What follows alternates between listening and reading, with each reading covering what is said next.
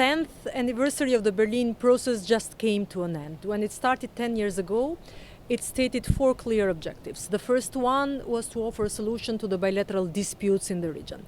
The second one was to run the reconciliation within and between the societies of the region. The third one was the improvement of the economic integration, and the sustainable growth was the fourth one. So after 10 years, we can say that whenever we refer to the bilateral disputes, this is still, let's say, a challenge in the Western Balkans. But the second one, the reconciliation and making the citizens from the region feel the importance of the regional cooperation, I would consider that a task done, because 82% of the citizens in the region support the regional cooperation.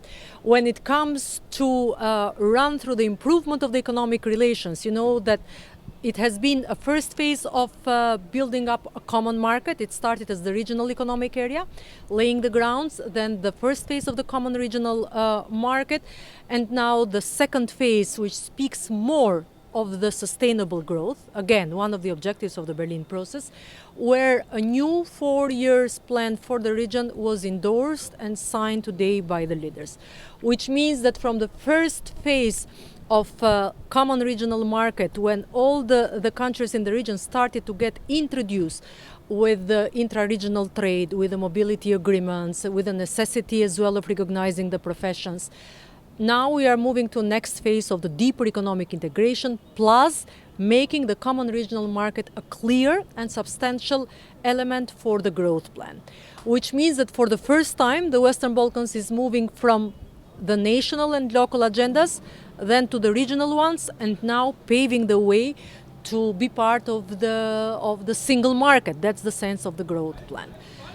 So I would say this sums up, apart from better relations among the leaders in the region, but this sums up the 10th anniversary of the Berlin process.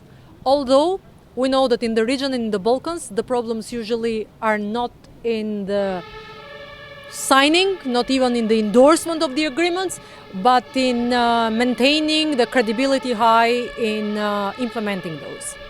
How happy are you with the role of RCC in completing this task in 10 years of RCC changed and evolved in this last 10 years as well. So when the process started 2014, then RCC didn't have this bigger role in coordinating one of the biggest and the most important projects for the Western Balkans, the building up of one area of trade, digital innovation, industry, as it is the common regional market. But in the last 6 years, we've been through thick and thin, a lot of challenges, but I'm glad to say that we managed to have not only, let's say, a stronger body in coordinating the cooperation in the region, but as well as making the agendas of the regional cooperation vis-a-vis the Europeanization or European integration of our region a bit more substantial, and ensuring a smooth transition on that regard.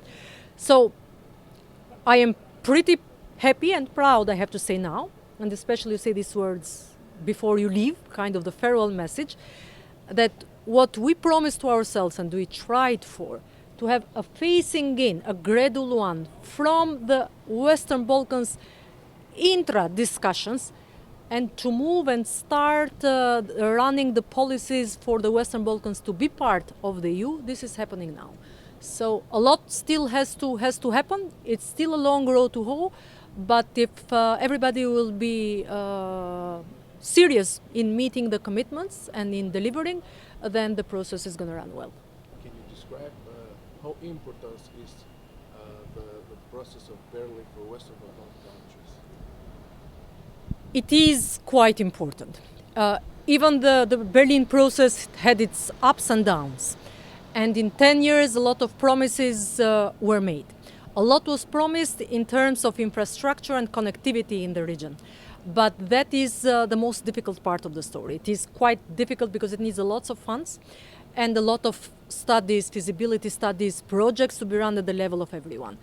But there is one good thing that this process brought in. First, it shook the atmosphere when the process of enlargement was stuck. And it was quite difficult for someone to mutter the word enlargement in European Union. It brought back the attention to the region. It managed for the first time to have the 6 Western Balkan leaders seated all together.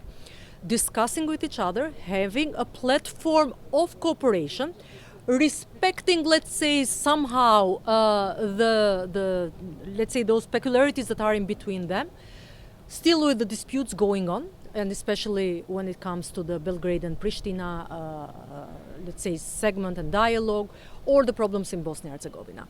But as I said, this project managed to bring the attention to the Western Balkans and maintain the torch lit when it was quite difficult for the Western Balkans to be reimagined again after the promise of Thessaloniki as an area that would be part of Europe.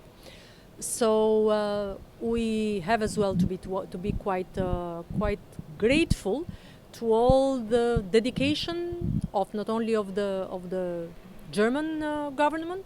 It started with Angela Merkel, now it's continuing with Chancellor Scholz, but to all our partners, the members of the Berlin process, plus the European Commission, who's been working pretty hard.